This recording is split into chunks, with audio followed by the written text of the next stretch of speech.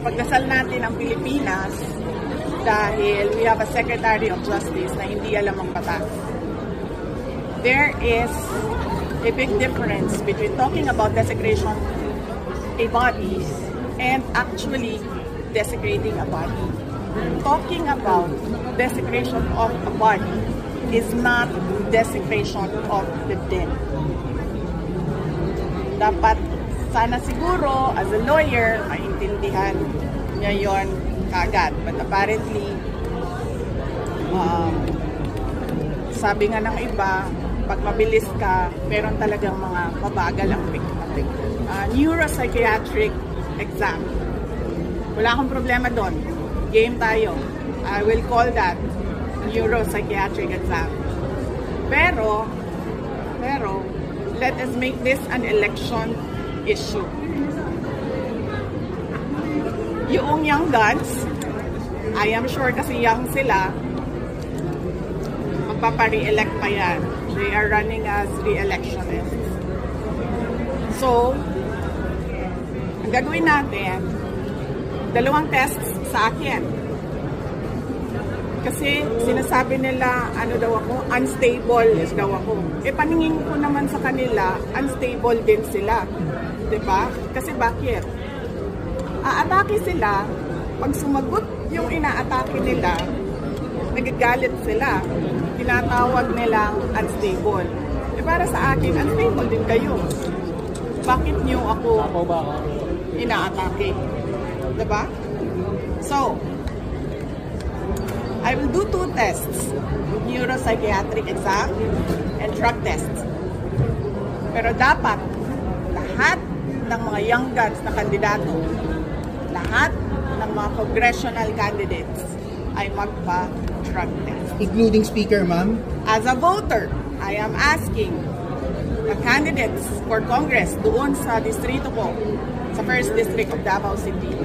Now, 2 lang yung maalala ko ngayon, but I'm sure meron pang ibang kandidato. Maalala ko si Margarita Nograles and si Paulo Duterte. And as a voter, I demand na magpa-drug test sila. Kayong lahat, mga kababayan, as voters, you demand na magpa-drug test ang mga congressional candidates. Dahil kung unstable ako, sa paningin ko, unstable din sila. Next question, please. Yes. So, unstable, unhinged, unbecoming, unsound mind. Unsound mind, yes, ma'am. Meron pa isang ulitin nyo na lang. Yes. I'm not any of those. Ang problema kasi ngayon sa mga politiko, they have never seen a politician who has nothing to lose.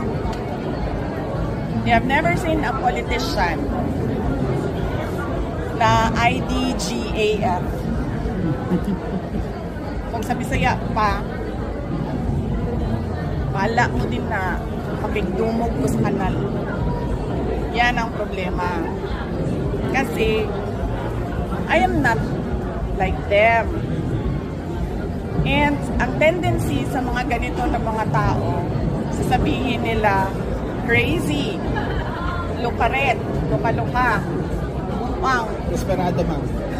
Desperada. Bakit ako desperada? I am Vice President of the Republic of the Philippines. I am not going anywhere. So anong ikaka-desperada ko? It's a tie. Kasi ang ginagawa nila is a diversion from the nothingness that this country is undergoing. This ginagawa nila is a diversion sa kagutuman, sa kahirapan, sa taas ng presyo, at sa kawalan ng mga Pilipino. Ginagawa nila ako diversion. Gagawin ko din kung ano yung ginagawa nyo. Sabi nila na diversionary tactic yung sa akin. Bakit sila nagsasabi na hindi ako sumasagot? Lahat ng pinadala nila na AOM, Audit Observation Memorandum, sa kanila naman galing yun, hindi naman sa COA yun, wala namang independent sa COA ngayon. Sinasagot namin. In the proper forum, we answer. May cases sila sa Supreme Court, sinasagot namin. Ayaw ko lang sumagot dyan sa ginagawa nilang circus. Hindi naman ako ang namumukang tanga dyan sila kasi hindi na nila ginagawa ang trabaho nila. And for what? Diversionary. Oy, sabihin nyo sa kanila, gutom ang mga tao. Gutom.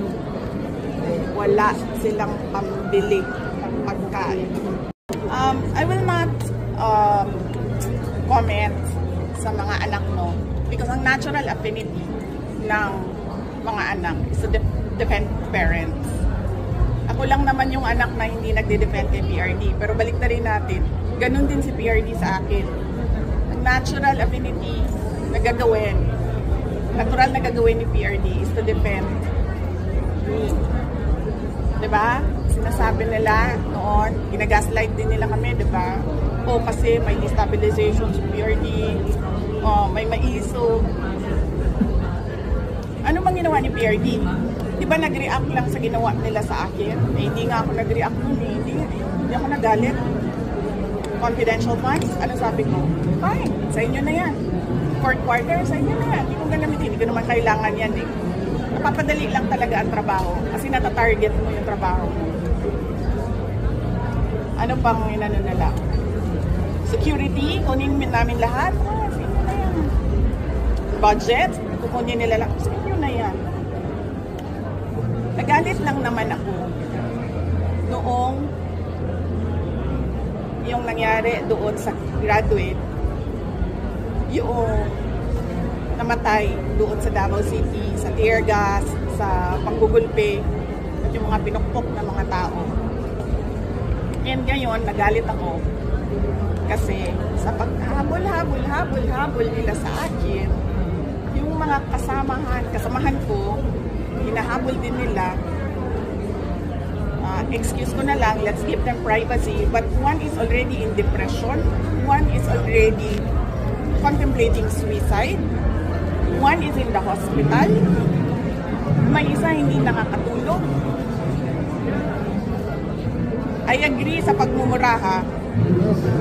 Hindi dapat magmura kasi may mga bata narinig, pero gago talaga yan sila. Magkaayos kami, yes, ma'am. Magkaayos kami nilang lahat. Sige, mag-sorry sila doon sa pamilya nung namatay sa Davao City during the kaguluhan sa loob ng Kingdom of Jesus Christ. May namatay doon. Sorry sila sa pamilya doon. Mag-sorry sila sa lahat ng tinirgas nila, pinukpok nila at binugbog nila sa Tamayong at sa KOJC. Mag-sorry sila sa lahat ng hindi nakakatulog ngayon kasi pinapatawag nila paulit-ulit dyan sa House of Representatives. Hindi lang sorry na, oh sorry, hindi. Pangalanan nyo lahat, sorry kayo sa kanila. Pag-isipan ko, papatawarin ko kayo. Pag-isipan ko pa lang yun. Yung TikTok video, yung sumasagot ko pa. Totoo yun, di AI yung TikTok video Kailan yun? Ako yun. 3 videos yan. Sabi nung kasama ko, sabi niya, ay content creator na ako. Sabi niya, pwede mo bang tulungan yung account ko? Oo. Well, hindi ko alam kung paano kumita. Pero sinabi niya, content creator ako. Kasama namin yun. Pwede mo ba ako tulungan? Sabi niya, i-promote mo yung account ko. And then sinabihan ko siya, ano kailangan ko gawin? Sabi niya, sumayaw pa lang. So, tinuruan nila ako, and then sumayaw. Okay, go. Kong, sorry, kanina kasi nagsalita si Vice President Sara Duterte sa isang ambush interview namin kanina at sinabi niya to quote na china-challenge siya kayong mga young guns at mga re-electionists na drug test kasi siya dito sabi niya magdadalawang test daw siya, drug test and psychological test. Your reaction lang po dito sa challenge ni Vice President Sara Duterte? Unang-una, patong-patong na po, iba-ibang challenge na po kasi mauna muna siguro mag-testify under oath. That's the first challenge.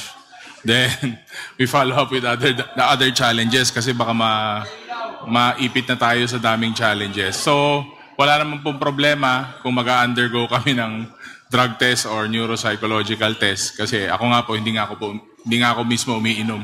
So, anytime po yan. Pero Ang challenge po is he has to testify under oath, answer the questions specifically from the Committee on Good Government. And yun nga po, kala ko po hindi niya papansinin ng Young Guns, pero yun nga po, na-mention niya po yung Young Guns and hello, andito po kami.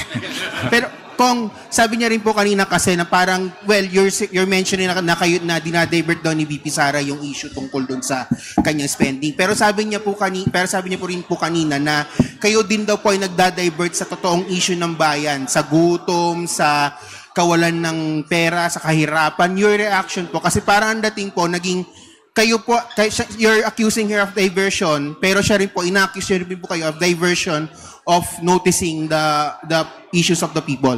Well, yung spill niya kanina mukhang diversionary tactic din eh. Maganda nga po nasasagot yung issues.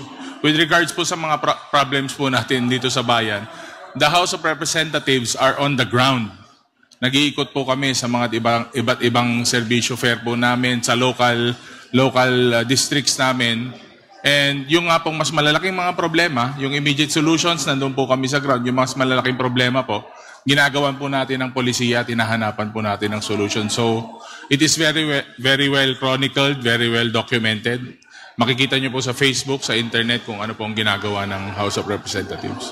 Last na lang po on my end.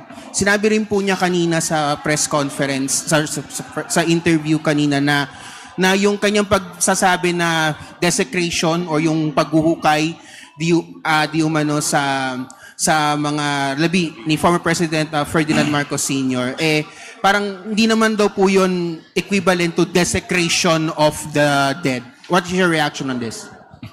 Hindi ko po alam kung ano pang itatawag nila doon kung hindi desecration. So, una-una, criminal act po yata yun, yung maghuhukay ka ng patay na wala kang permiso.